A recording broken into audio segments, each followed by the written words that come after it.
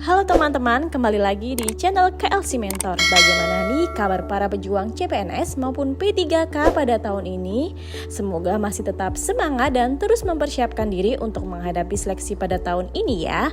Nah, di kesempatan kali ini kita akan coba melakukan latihan soal terkhusus pada formasi pranata komputer untuk melihat sejauh mana sih kesiapan teman mengikuti seleksi CPNS maupun P3K pada tahun ini.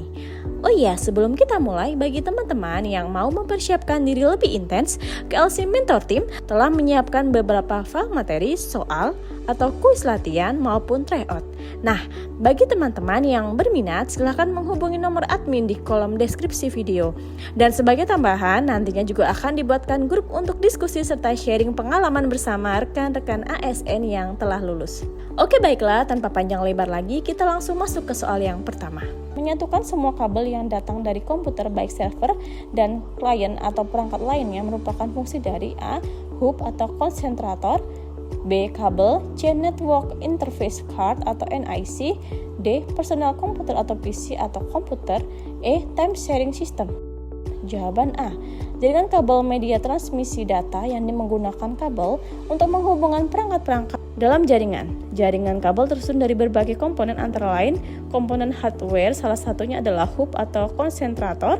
Alat ini berperan untuk menyatukan semua kabel yang datang dari komputer, baik server dan klien atau perangkat lainnya. Hub banyak digunakan pada jaringan yang mempunyai topologi bintang. Hub biasanya mempunyai beberapa port untuk memasukkan konektor kabel dari komputer-komputer yang terhubung ke dalam jaringan. Jumlah port pada hub bervariasi mulai dari 6, 8, 24, dan banyak lagi. Soal berikutnya, apa yang dimaksud dengan Enterprise Resources Planning atau ERP? A. Sistem untuk mengelola keuangan perusahaan, B. Sistem manajemen inventaris, C. Sistem yang mengintegrasikan semua proses bisnis perusahaan, D. Sistem manajemen pelanggan, E. Sistem keamanan jaringan. Jawaban C. ERP adalah perangkat lunak yang dirancang untuk mengintegrasikan proses bisnis organisasi seperti manajemen keuangan, manajemen persediaan, produksi, pemasaran, jaringan, dan lain-lain. ERP dapat membantu organisasi dalam meningkatkan efisiensi operasional dan mengurangi biaya dengan mempercepat proses bisnis dan meminimalkan kesalahan.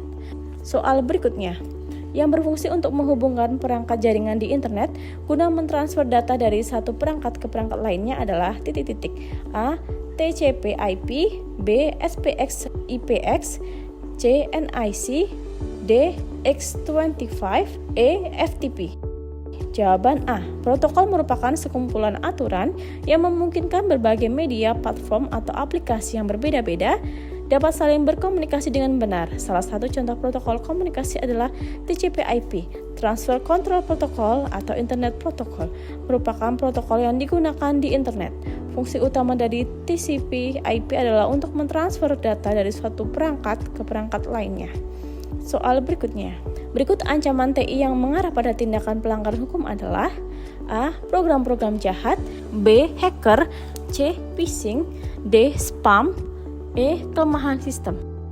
Jawaban B.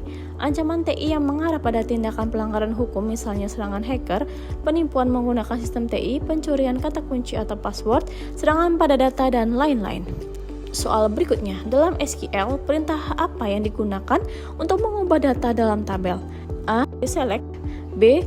Insert, C. Update, D. Delete, C. Create.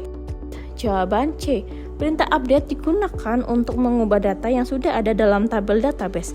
Perintah lain yang disebutkan memiliki fungsi yang berbeda, seperti select untuk mengambil data, insert untuk menambah data, delete untuk menghapus data, dan create untuk membuat objek baru dalam database. Itulah tadi beberapa contoh soal terkait formasi pranata komputer.